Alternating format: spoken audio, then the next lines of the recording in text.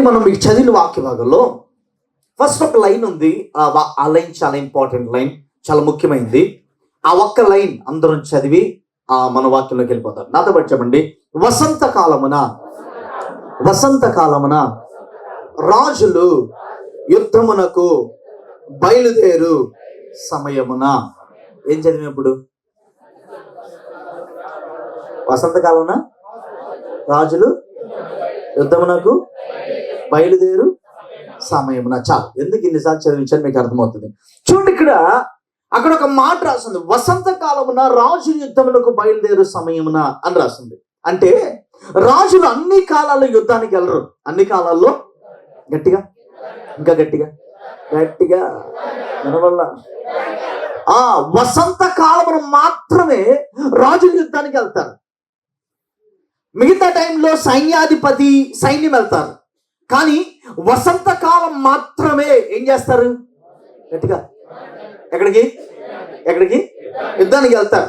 అయితే ఇప్పుడు మనం చదువుతున్న 11వ అధ్యాయం ఏ కాలం అంటే, ఎక్కడ ఏమని రాస్తుందంటే, ఆ కాలం ఏ కాలంలో రాయబడింది, ఏ కాలంలో జరిగింది అంటే వసంత కాలంలోనే జరిగింది. ఏ కాలం? ఇక్కడ చూడండి, వసంత కాలమున రాజులు యుద్ధమునకు బయలుదేరు సమయం. అంటే ఇప్పుడు ఇది వసంతకాలం, రాజు ఎక్కడికి వెళ్ళాలి? గట్టిగా. ఈరోజు చాలా సూటిగా దేవుడు మాట్లాడబోతున్నాడు అందరితో. ఇది నేను సిద్ధపడిన ప్రసంగం కూడా కాదు. నేను నిన్నంతా కూడా దశలోనికి పత్రిక ధ్యానం చేస్తా ఉన్నా. ఉదయం కిందకి దిగుతున్నప్పుడు మెట్లు దేవుడు అన్నారు, అది కాదు బాబు, ఇది చెప్పాలి నువ్వు అన్నారు. సో ఇది ప్యూర్గా పరిశుద్ధాత్మ దేవుడు మనకిస్తున్న సంతోషం. చూడండి, వసంత కాలం. ఇప్పుడు ఏ కాలం ఇది? గట్టిగా లోపల మీరు ప్రార్థన జరుగుతూ ఉండాలి. లోపల దేవుడు అన్నతో మాట్లాడి అద్భుతం చేయమని. ఇది వసంత కాలం. ఇప్పుడు రాజు ఎక్కడికి వెళ్ళాలి? గట్టిగా. అయితే దావీదు అప్పటికి రాజు అయ్యాడు. కానీ ఆయన యుద్ధానికి వెళ్ళా. యోవాబు అనే వ్యక్తిని పిలిచి, అయ్యా నేను యుద్ధానికి రాట్లా, నువ్వు వెళ్ళిపో. నువ్వేం చెయ్యి? గట్టిగా నువ్వు వెళ్ళిపో, సైన్యాన్ని తీసుకొని వెళ్ళిపో అంటే, మరి రాజు చెప్పాక ఎవరన్నా ఏం చేయాలి? గట్టిగా రాజు తలుచుకుంటే దెబ్బల గొడవ అని ఒక సామెత ఉంటుంది. ఏంటిది? రాజు తలుచుకుంటే ఆయన తలుచుకుంటే ఇంకా ఏదైనా చేయాల్సిందే. చూడండి, ఇక్కడ గమనించండి, రాజులు యుద్ధమునకు బయలుదేరు సమయమున. రాజులు యుద్ధానికి బయలుదేరాలి, రాజులు యుద్ధము చెయ్యాలి. కానీ రాజు బయలుదేరలా. యోవాబుని పిలిచి, అయ్యా దయచేసి ప్లీజ్ నువ్వు వెళ్ళిపోయి యుద్ధానికి, నేను రాలేనులే అన్నాడు. మరి రాజు చెప్పే చేయాలిగా, తీసుకొని సైన్యాన్ని తీసుకొని వెళ్ళిపోయాడు యుద్ధానికి. మీరు మొదటి వాక్యం రెండో వాక్యంలోకి ఎంత తేడా వచ్చేస్తుంది చూడండి ఒకసారి. చూడండి, రెండో వాక్యం చూడండి. ఒకానొక దినమున ప్రొద్దుగూకు వేళ దావీదు పడక మీద నుండి లేచి రాజనగరి మిద్దె మీద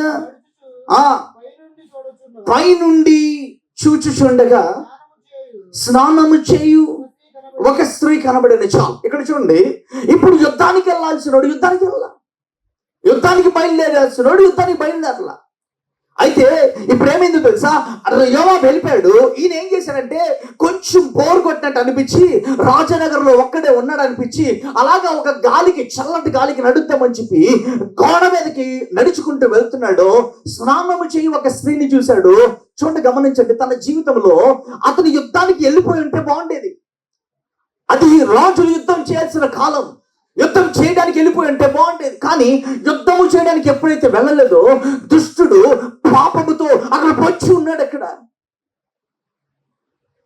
దుష్టుడు వ్యభిచారముతో పొంచి ఉన్నాడు. అక్కడ దుష్టుడు ఇదిగో ఒక భయంకరమైనటువంటి శాపపూరితమైన జీవితంతో వాడు అక్కడ పొంచి ఉన్నాడు. కానీ దావీదుకి అర్థం కాల.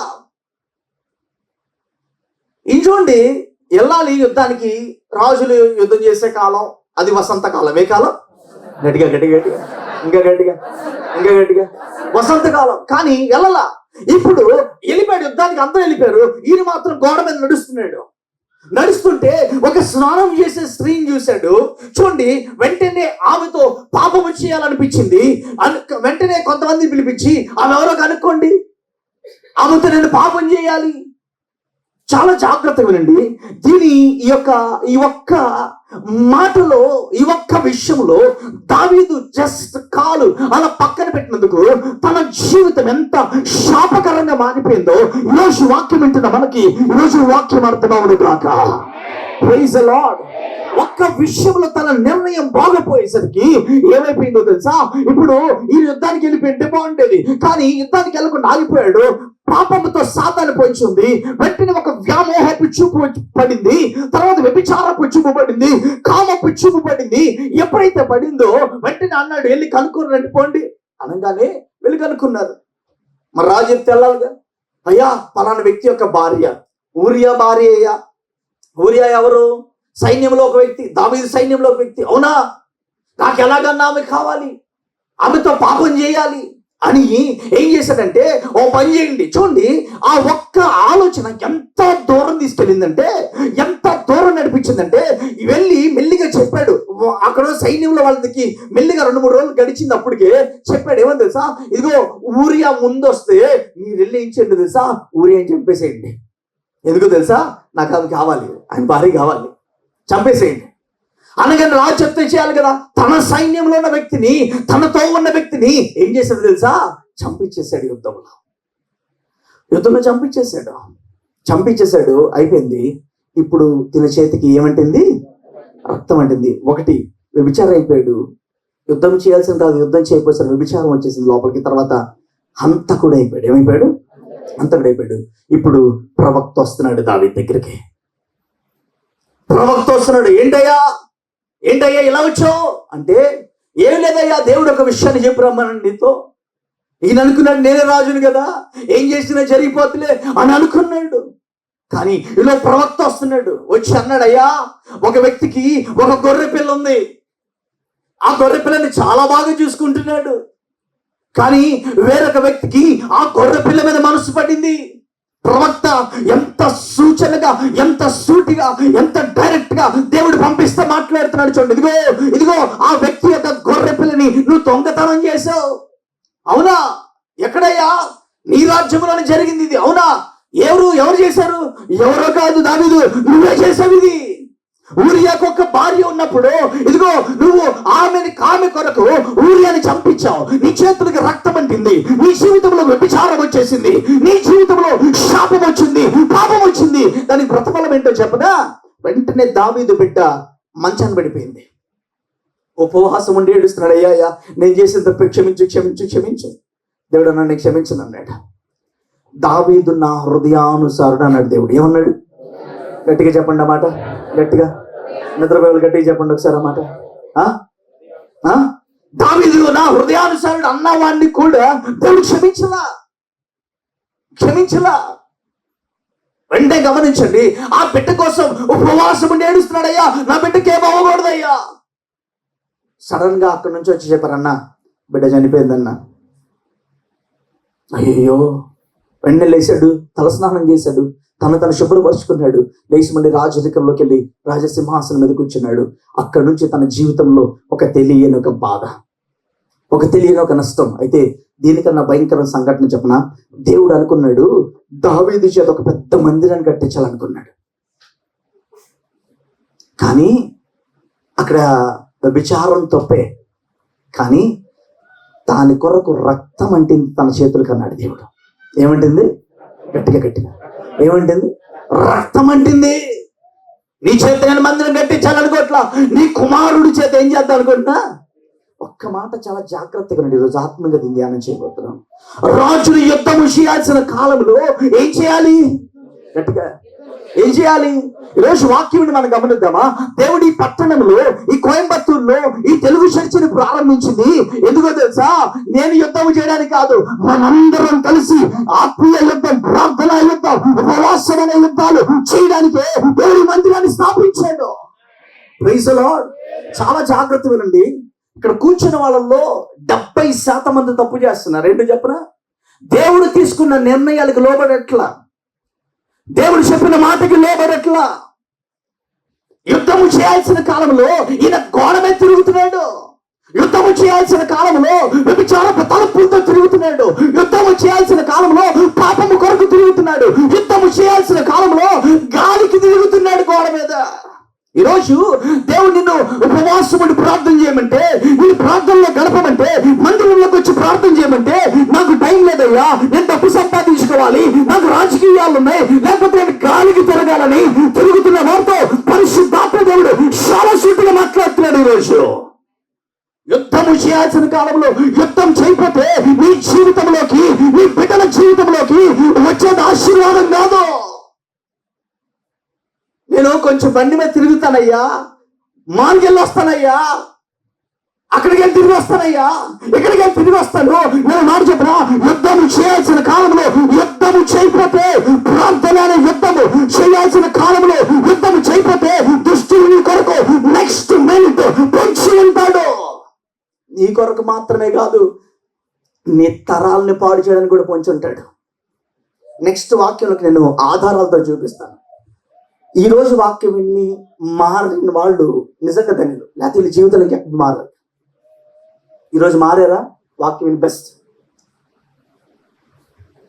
ఇప్పుడు చూడండి, యుద్ధము చేయాల్సిన వాడు గోడ మీద తిరుగుతున్నాడు. ఎక్కడ తిరుగుతున్నాడు? గట్టిగా గట్టిగా. అది ఎవరి కాలం? గట్టిగా గట్టిగా గట్టిగా గట్టిగా. రాజుల కాలం కాదు, రాజులు యుద్ధము చేయ కాలం. ఏ కాలం? గట్టిగా గట్టిగా గట్టిగా గట్టిగా.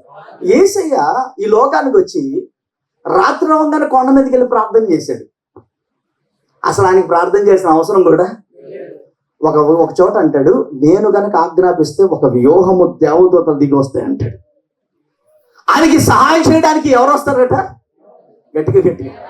యేసే ఉపవాసం అయిపోయినప్పుడు దేవదూతలు వచ్చి ఆయనకి పరిచయం చేసినని రాసి ఉంది, అంతేనా? ఆయనకి దేవదూతలు ఎంత మందిని ఆయన ఆజ్ఞాపిస్తే అన్ని దూతలు వచ్చేస్తాయి సహాయం చేయడం. కానీ ఆయన మనకు ఒక మాదిరి నేర్పించాడు. ఏం తెలుసా? రాత్రి అవగానే ఆయన ఎక్కడికి వెళ్ళేవాడు? కొండ మీదకి వెళ్ళి ఏం చేసేవాడు? గట్టిగా ప్రార్థనని యుద్ధం చేసేవాడు. ఏమండి, ఒక్క మాట యోహాను రాసిన సువార్తలో చూద్దాం. ఆయన చేసిన యుద్ధం చూడండి ఎలా చేశాడు చూడండి. యోహాను రాసిన సువార్త 17వ అధ్యాయం 17వ అధ్యాయం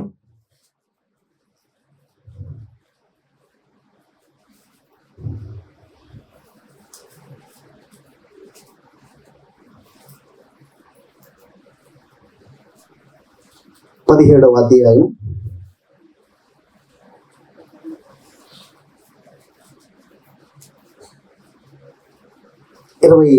చదవండి ఎవరన్నా.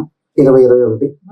మరియు నీవు నన్ను పంపితివని లోకము నమ్మునట్లు తండ్రి నా యందు నీవును నీ యందు నేనును ఉన్నలాగున వారును మన యందు ఏకమై ఉన్నలాగున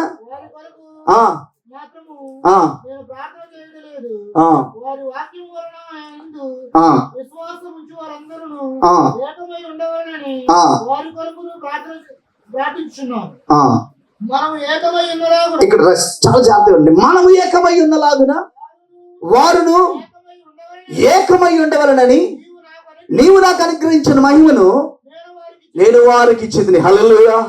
యేసయ్య చూడండి, తండ్రికి ఏమని అడుగుతున్నాడు? అయ్యా, నీవు నేను ఎలాగ ఆత్మలో ఏకమై ఉన్నామో, ఇదిగో ఈ బిడ్డలు నా రక్తములో కడగబడిన నా బిడ్డలు, అయ్యా నేను ఎవరి కొరకు రక్తము చిందించానో వారు మనతో పాటు ఏమై ఉండాలి?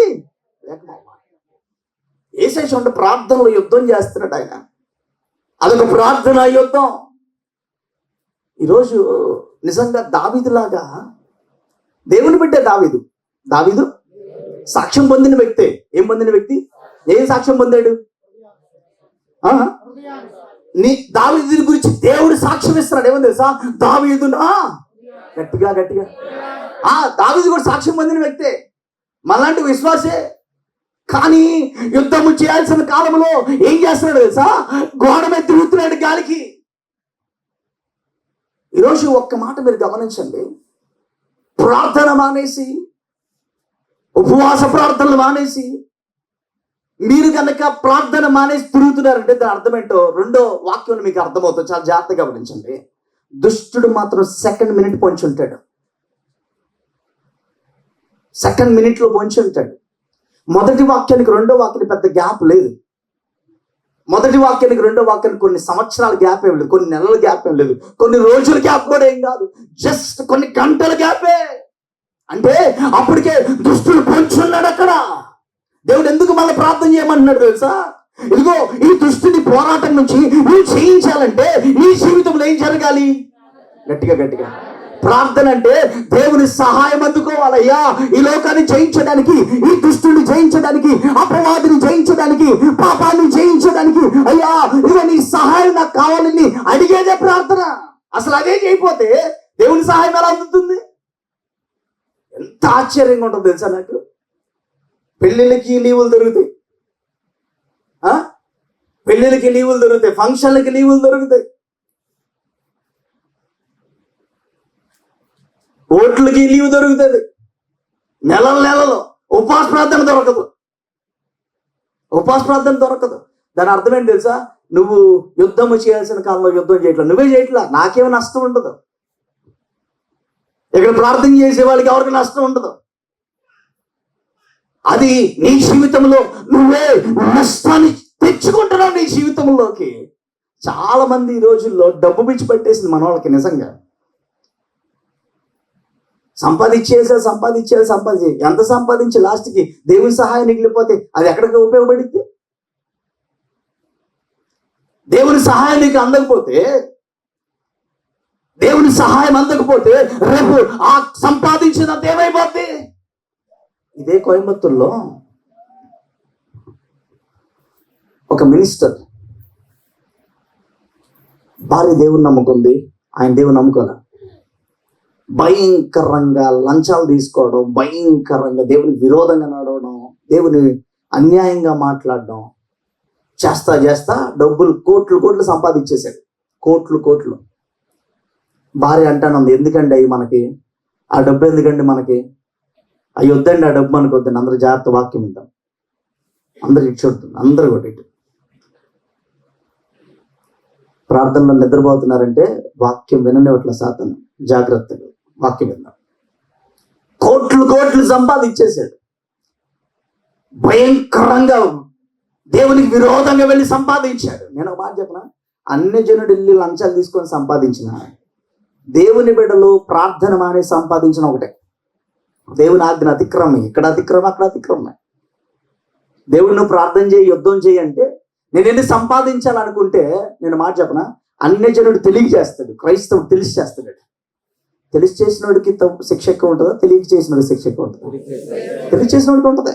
బాగా చెప్పారా మీరు, ఇలాంటివి బాగానే చెప్తాం. దేవుడు నువ్వు ఉపవాసం ఉండు, నీ బిడ్డలకి నేను కాపుదలు ఇస్తా, ఏ దుష్ట శక్తులు రాకుండానే కాపాడతా, వ్యభిచారం ఇంట్లోకి రాకుండా కాపాడతా, మరణం ఇంట్లోకి రాకుండా కాపాడతా అని దేవుడు ఉపవాసముడి ప్రార్థన చేయమంటే ఎస్తేరు మొర్దుకే ఉపవాసముడి ప్రార్థన చేసే మరణం దేవుడు కొట్టేశాడు.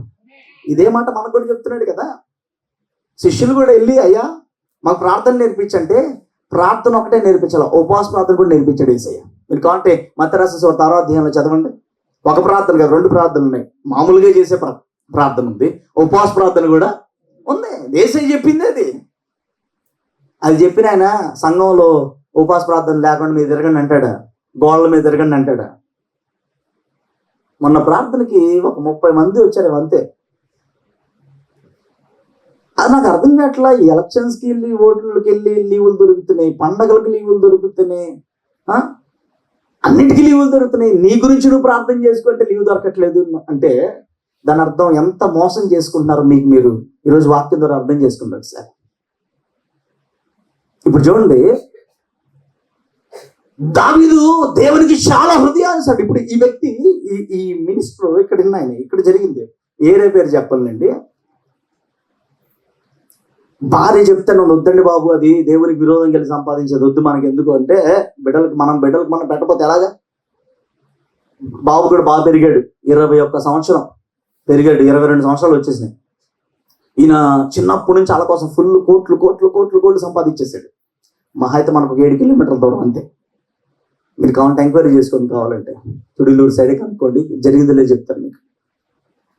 సడన్ గా ఒకరోజు మేజర్ యాక్సిడెంట్, బాబు చచ్చిపోయాడు. బాడీ ఇలా పడుకోబెడితే భార్య అట ఉంది, భర్త ఇట్టున్నాడు.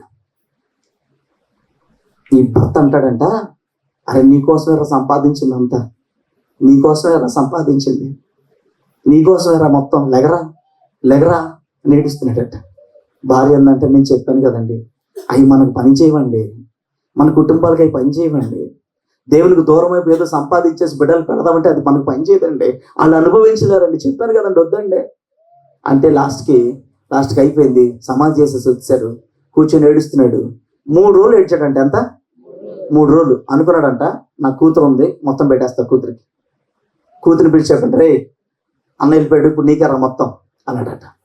అన్నాడు, మళ్ళీ లేచాడు, మళ్ళీ సంపాదించడం ప్రారంభించాడు, అన్యాయంగా సంపాదించడం ప్రారంభించాడు. కరెక్ట్గా సంవత్సరం గడిచింది. ఆ పాప కూడా అదే నెలలో చనిపోయింది. ఆ డబ్బు పట్టుకొని గదిలోకి వెళ్ళి ఆ డబ్బుని తీసి గోడలకి ఇసురు కొడుతున్నాడట. కొట్టి, ఇదిగో నా బిడ్డల కోసమే సంపాదించింది, ఈరోజు నా బిడ్డలు లేరు. ఈరోజు ఒక మాట చెప్పన, అన్ని జనుడు తెలియక చేస్తున్నాడు, కానీ నువ్వు దేవుని సన్నిధిలో ప్రార్థించడంటే దేవునికి అనేక మార్గాలు తెరిచి నిన్ను దీవించి ఆశీర్వదించి ఎక్కడా లోటు లేకుండా ఇస్తే ప్రార్థన చేయడానికి, రోజు ఆయన యుద్ధం చేయడానికి దేవుడిచ్చిన సమయంలో, దేవుడు ప్రార్థన చేయమన్న సమయంలో, ఇదిగో రాజు యుద్ధము చేయాల్సిన కాలంలో యుద్ధము చేయకుండా గోడల మీద గాలి తిరుగుతున్న వాడితో దేవుడు చాలా సూటిగా మాట్లాడుతున్నాడు. నువ్వు సంపాదించింది ఏది కూడా నువ్వు అనుభవించలేవు. రాసి పెట్టుకో, రోజు రాసి పెట్టుకోండి. రోజు ఆయన చెప్పిన మాటను అతిక్రమించి ప్రార్థన చేయి. నీ బిడ్డల గురించి ఉపవాసం ఉండు, నీ కుటుంబం గురించి, సంఘము గురించి, నశించిపోతున్న ఆత్మల గురించి అని దేవుడు మొర్ర పెట్టి 10 సంవత్సరాలను చెప్తుంటే దేవుడి మాటను విడిచి గాలి వదిలేసి తిరుగుతున్న వారితో దేవుడు చాలా సూటిగా మాట్లాడుతున్నాడు. ఈరోజు నువ్వు అనుభవించింది, సంపాదించింది ఏది నువ్వు నీ బిడ్డలు అనుభవించలేరు. రాసి పెట్టుకోండి, ఇది కావాలి, రాసి పెట్టుకోండి. దేవునితో సరదాలు కాదు, దేవుని మాటతో సరదాలు కాదు, దేవునితో ఆడే గేమ్ సరదా కాదు. ఇది దేవుడు సూటిగా చాలా క్లియర్గా చెప్పమన్నాడు. వసంత కాలంలో రాజులు యుద్ధము చేయాల్సిన కాలంలో యుద్ధము చేయకుండా నా హృదయానుసారుడు అనబడ్డ దావీదునే విడిచిపెడితే నిన్ను నన్ను విడిచిపెట్టే పెద్ద విషయం కాదు. దేవుడే కదండి మరి మాకు పనిచ్చింది. ఇది పెద్ద డైలాగ్ అనమాట, సైతాన్ వేసే డైలాగ్ ఇది. సైతాన్ సంబంధాలు వేసే మాటలు ఇవన్నీ కూడా. మరి దేవుడేగా పనిచ్చింది. నిన్ను మిగతా రోజులన్నీ పనిచేసి నెలకు ఒక్కరోజు ఉపవాసం ఉన్నాడు దేవుడు. అది కూడా దేవుడేగా చెప్పింది. మరి ఇచ్చిన కుమారుడిని ఇచ్చిన దేవుడు ఇస్సాకుని ఇచ్చిన దేవుడు అదే దేవుడు అన్నాడు, నీ ఒక్కగానొక్క కుమారుడు నాకు ఇవ్వు. భార్యతో చెప్పకుండా వెళ్ళిపోయాడండి ఇచ్చేయడానికి దేవుడికి. ఆ సమర్పణ ఉందా ఈరోజు మనకి? నేను ఇప్పుడు నెక్స్ట్ పాయింట్లోకి వెళ్తున్నాను. ఈ వాక్యం సత్యం అయితే మీ జీవితంలో మీరు చేసేది కూడా సత్యం అవుతుంది. ఇప్పుడు నేను చూపించే వాక్యం సత్యం అయితే, జరిగిందైతే, నెక్స్ట్ మీ జీవితాల్లో దేవుని మాట వింటే ఎలా జరుగుతుంది, వినపోతే ఏం జరుగుతుందో దాంట్లో మీకు ఫైనల్ అయిపోద్ది. చూద్దాం బైబిల్ నుంచి 1 సమూయేలు రాసిన గ్రంథం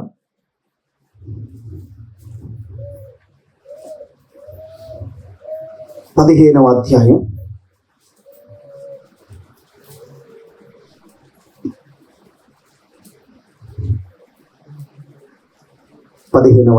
2వ వాక్యం నుంచి చదవండి ఎవరన్నా మెల్లిగా గట్టిగా.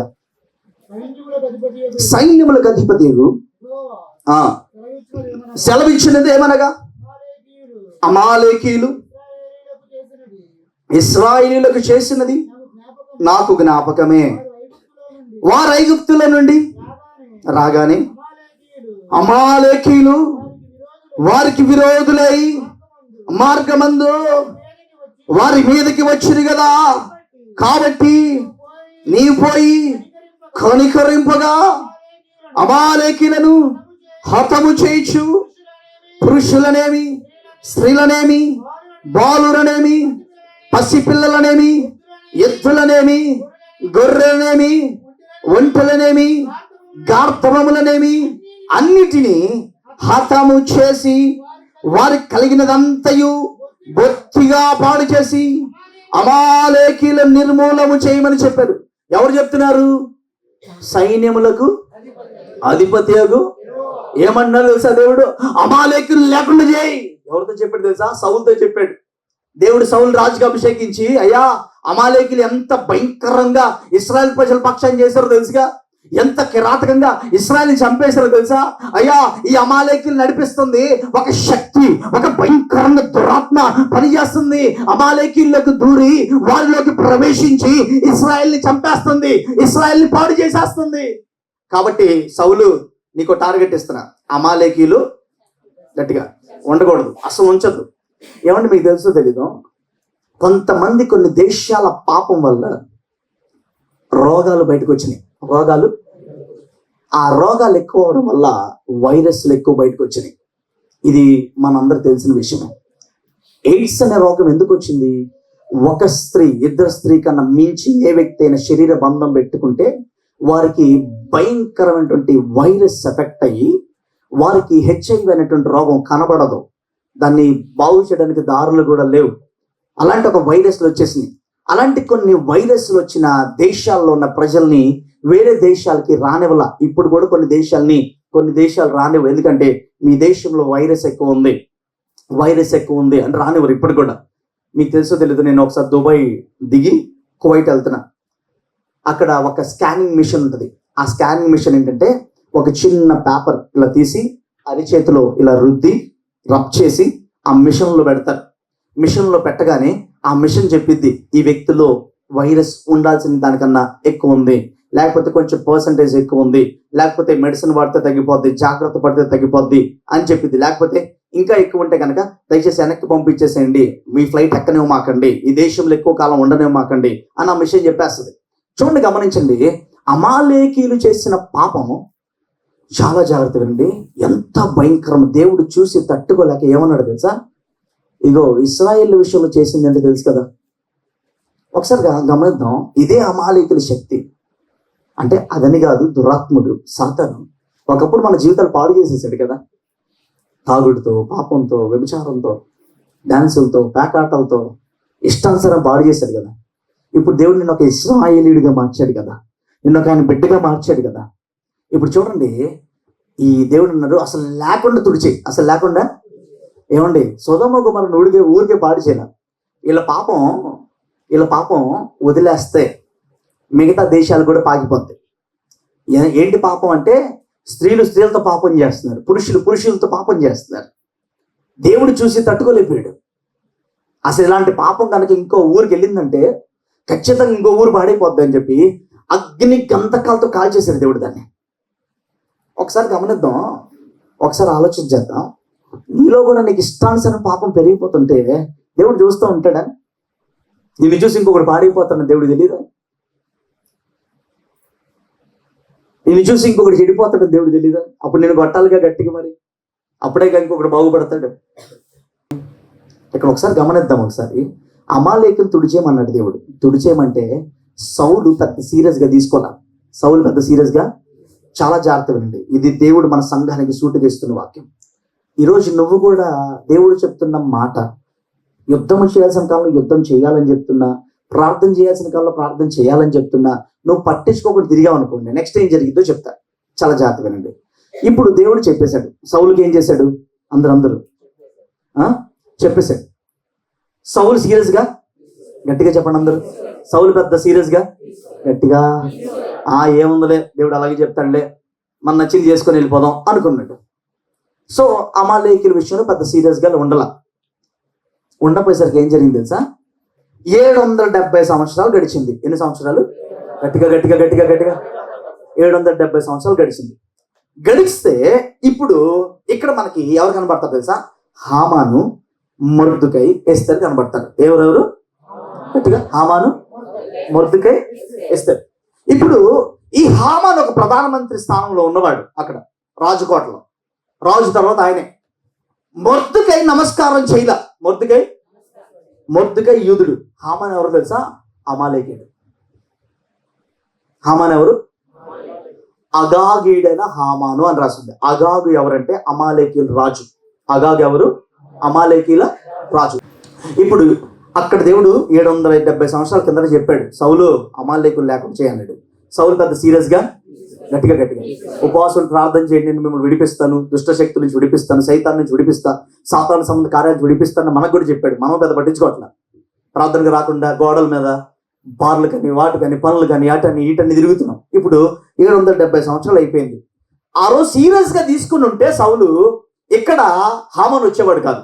ఎవరు వచ్చేవాడు కాదు? గట్టిగా గట్టిగా చాలా జాగ్రత్తగా, ఎంత కోయిన్సైడ్ ఉంటుందో చూడండి. ఇక్కడ ఇప్పుడు ఈయన వచ్చాడు, మొర్దెకై యూదుడు. మొర్దెకై ఈయనెవరు? గట్టిగా గట్టిగా. ఇప్పుడు ఇందాక దేవుడు ఏమన్నాడు?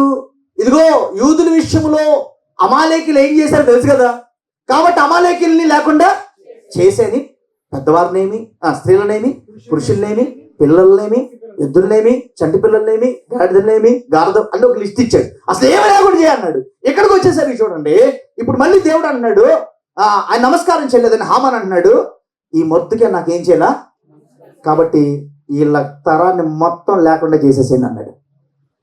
అంటే ఇక్కడ హామాన్ మనకు కనబడుతున్నాడు, కానీ ఆ అమాలేకీల శక్తి 770 సంవత్సరాలు ముందుకు నడుస్తూ వచ్చి ఈ హామాన్లోకి వచ్చేసింది. చాలా జాగ్రత్తగా ఉంది. 770 సంవత్సరాలు అంటే అంచనా ప్రకారం ఎన్ని తరాలు అయి ఉంటుంది? ఒక 4 లేదా అంటే వాళ్ళ పిల్లలు వాళ్ళ పిల్లలు వాళ్ళ పిల్లలు వాళ్ళ పిల్లలు ఒక 4-5 తరాలు. అప్పుడు కాలంలో ఎక్కువ కాలం బతికేవాళ్ళు కాబట్టి. అంటే అక్కడ పోరాడిన శక్తి ఎన్ని తరాల మీద పోరాడింది? గట్టిగా గట్టిగా. ఎంతమంది పిల్లల మీద పోరాడింది? నేను ఒక మాట చెప్తా, ఈ భూమి మీద పోరాటం లేదని యేసయ్య ఎక్కడా చెప్పలా. మీరు పోరాడేది దేంతో? అంధకార శక్తులతో పోరాడుతున్నాడు అన్నాడు. ఇప్పుడు ఈ అమాలేకీల శక్తి ఎక్కడికి వచ్చింది తెలుసా? 770 సంవత్సరాల తర్వాత వచ్చి హామాన్లో ప్రవేశించి అంటుంది, అయ్యా యూదుని లేకుండా చేయి. అక్కడ దేవుడు అమాలేకులు చేయమన్నాడు కాబట్టి అది మనసులో పెట్టుకొని ఆ దుష్ట శక్తి, అమాలేకీల శక్తి ఇప్పుడు వీళ్ళలో ప్రవేశించి అంటుంది, ఇగో యూదుల్ని మొత్తం క్లీన్ అవుట్, వైప్ అవుట్ చేసేయి. ఒక్క మాట గమనించండి, అక్కడ బలంగా ఉండుంటే ఇక్కడ వచ్చేదా జరిగేది? జరిగేదా? ఇది ఇప్పుడు చూడండి, ఇక్కడ కళ్ళు తెరుచుకుంది ఎవరో తెలుసా? ఎస్తేర్. ఇక్కడ ఎవరు కళ్ళు తెరుచుకున్నారు? ఈరోజు మీరు కూడా ఎస్తేర్లా కళ్ళు తెరుచుకుంటే కనుక మీ కుటుంబాలు బాగుంటాయి. కళ్ళు తెరుచుకొని ఏమంటుంది తెలుసా? ఇదిగో ఇది మనం రాజుతో మాట్లాడేది కాదు, రాజు చేసేది. గట్టిగా గట్టిగా గట్టిగా గట్టిగా. రాజు గట్టిగా చేసేది కాదు, ఇది మనం ప్రార్థన యుద్ధముతోనే గెలవాలంతే. ఎందుకో తెలుసా? ఇది మనం అనుకుంటున్నట్టు అక్కడ రాసేది ఇక్కడ మీకు అర్థమవుతుందని చెప్తున్నా, ఇది రాజుతో మనుషులతో జరిగేది కాదు. దేవుడు మన విషయంలో జోక్యం చేసుకోవాలి. ఈ అమాలేకీల శక్తిని గెలవాలంటే దేవుడే మన పక్షాన్ని యుద్ధం చేయాలని వాళ్ళు అక్కడ ఏం చేశారు తెలుసా? 3 దినాలు పెద్దలేమి, ఇప్పుడు చూడండి, స్త్రీలేమి, పురుషులేమి, పసిపిల్లలేమి, గార్ధవములేమి, ఎద్దులేమి, ఏది కూడా నీరు కూడా ముట్టుకోకుండా ఉపవాసం చేయాలంటున్నాడు ఇక్కడ. అక్కడ దేవుడు వాటన్నిటిని వైపు చేయమంటే చేయలేదు కాబట్టి ఇప్పుడు ఇక్కడ వీళ్ళు ప్రార్థన యుద్ధం చేస్తున్నారు. హలో, ప్రార్థన యుద్ధం చేస్తున్నారు ఇక్కడ. రాజు కదా, రాజు ఎవరు? రాణి భార్య కదా, ఎస్తేరు భర్తే కదా.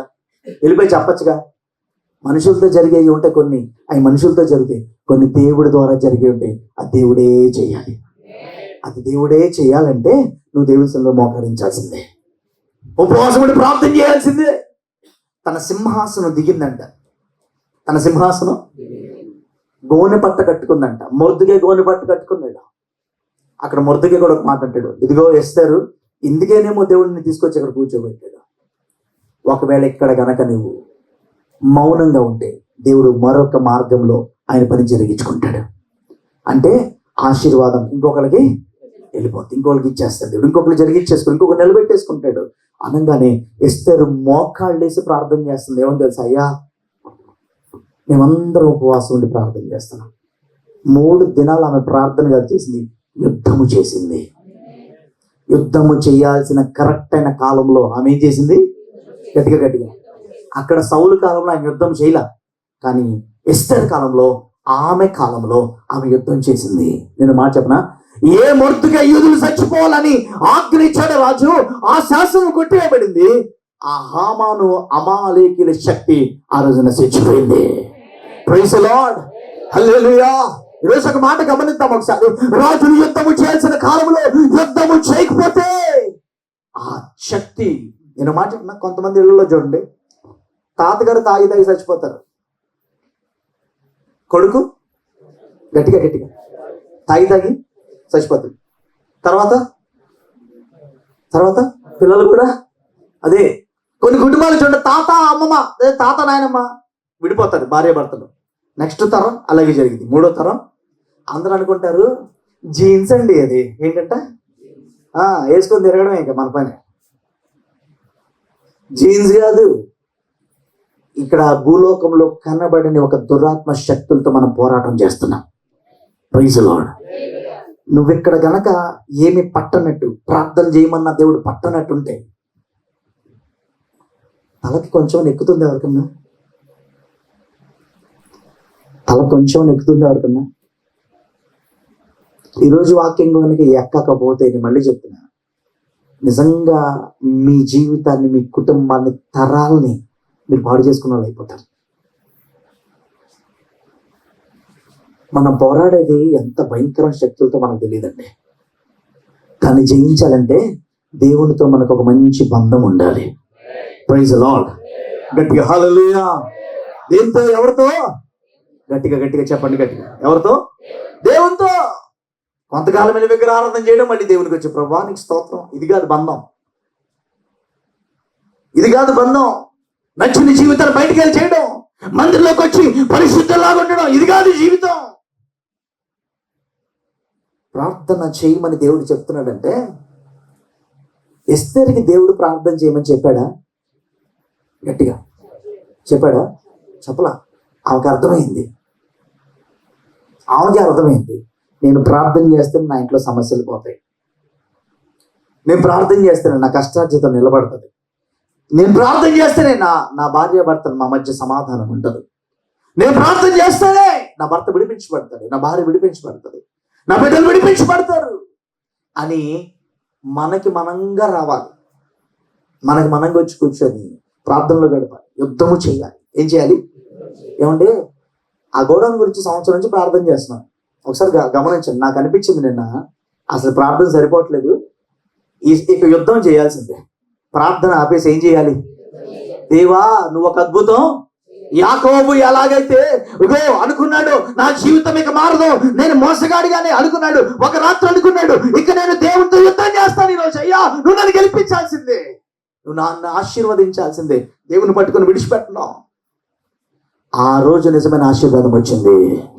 Praise the lord, praise the lord.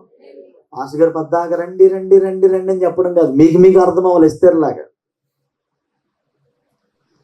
ప్రజలు సమస్యలకి కూడా అలవాటు పడిపోతున్నారు, కానీ దేవుని మాటకు లోబట్ల. హలో, అప్పులైపోయినా పర్వాలా, కానీ దేవుని మాటకు లోబట్ల. వచ్చిన కష్టార్జితం అంతా చిల్లి సంచులో వేసినట్టు అయిపోయినా పర్వాలా, కానీ దేవుని మాటకు లోబడట్లా. ఈరోజు వాక్యం మనం గమనిద్దామా? మీరు అనుకోవచ్చు ఇక్కడతో ఏదో చేసి పెట్టేద్దాం, పంపించేద్దాం, ఇది నెక్స్ట్ జనరేషన్ కూడా వెళ్తుంది కదా. నేను మాట చెప్పిన, విగ్రహారాధన శక్తులు కానీ, తాగుడు కానీ, స్త్రీ శక్తి కనుక ఒక ఇంట్లో పోరాడుతుందంటే, వాళ్ళ ఇంట్లో చూడండి ఎక్కడ చూసినా భార్య భర్తలు విడిపోవడం, ఇంకొక ఆమె వాళ్ళ జీవితంలోకి వచ్చాడు, ఇంకో పురుషుడు ఆ జీవితంలోకి వచ్చాడు, ఎక్కడ ఒక స్త్రీని మామూలుగా చూసినా కూడా వ్యామోహం చూపించేస్తుంది. ఎందుకు వస్తుంది తెలుసా? అది పోరాడుతుంది. అక్కడ ఒక తల్లి లాంటి వ్యక్తిని, ఒక చెల్లి లాంటి వ్యక్తిని, ఒక అక్క లాంటి వ్యక్తిని, ఒక వదిలి లాంటి వ్యక్తిని చూసినప్పుడు నీకు వ్యామోహం చూపులు కలుగుతున్నాయంటే, పాప ఆలోచనలు కలుగుతున్నాయంటే, దాని అర్థమైంది తెలుసా? నీ మీద స్త్రీ శక్తి పనిచేస్తుంది. దాన్ని ఇక్కడే బ్రేక్ చేసుకో, నెక్స్ట్ తరానికి వెళ్ళాయి మాకు. అది ఇక్కడే బ్రేక్ ఆగిపోవాలి. లేకపోతే నెక్స్ట్ జనరేషన్ లోకి అమాలేకీల శక్తులు పోరాడినట్టుగా ఇది పోరాడుతుంది. దేవుడు ఎందుకు ఉపాస ప్రార్థన ఊరికనే చేయమంటావు? ఊరికనే చేయమంటావు.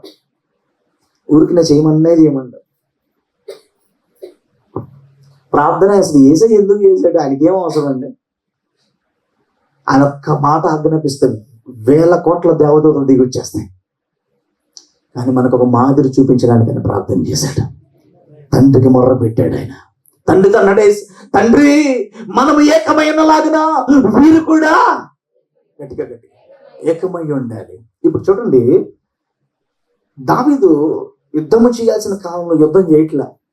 ఏం చేస్తున్నాడు తెలుసా? గోడ మీద తిరుగుతున్నాడు. ఎక్కడ? గట్టిగా గట్టిగా గట్టిగా గట్టిగా.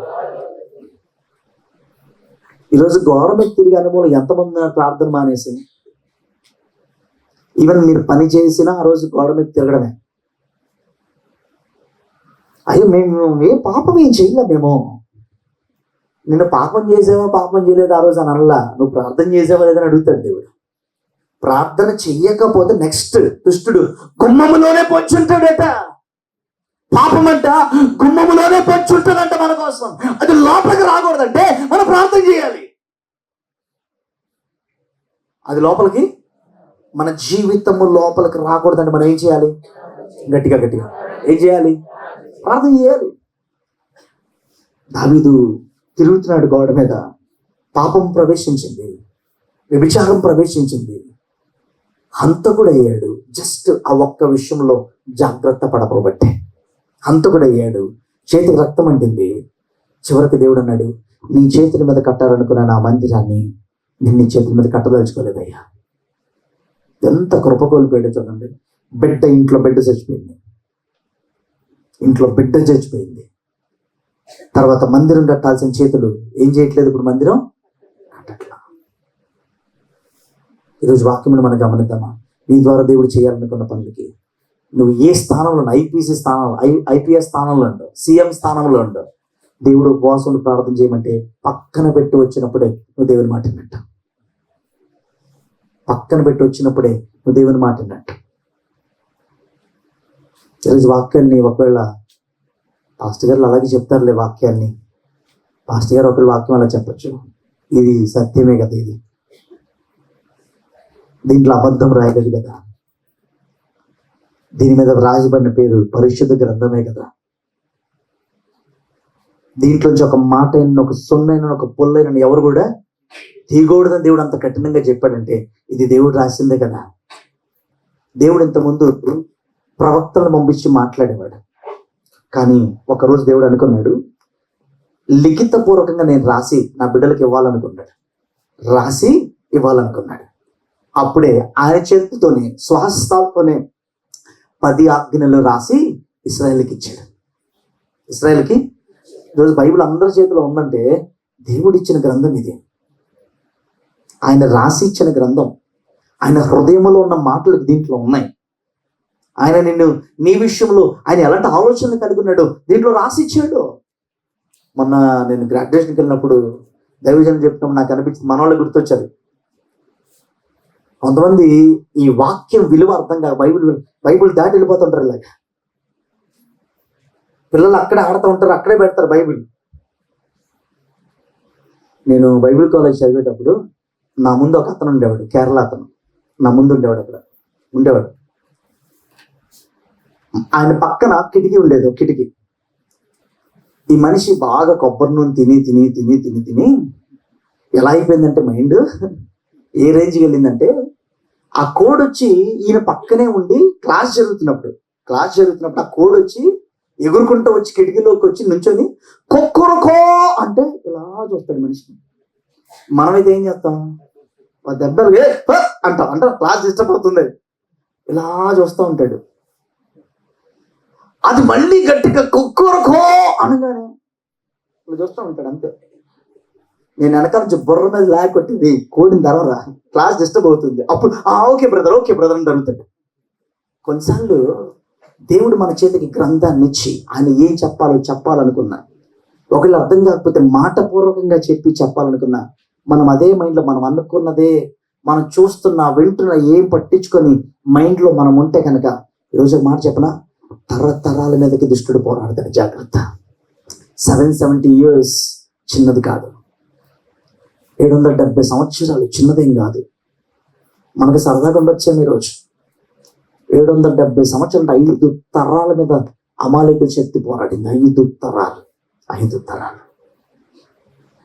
ఈరోజు ఒక మాట గమనించండి, ఈ జనరేషన్లో నువ్వు ఒక యుద్ధము చేసి బ్రేక్ చేయాలి. దేవా, ఆ కనెక్షన్స్ డిస్కనెక్ట్ చేయవా.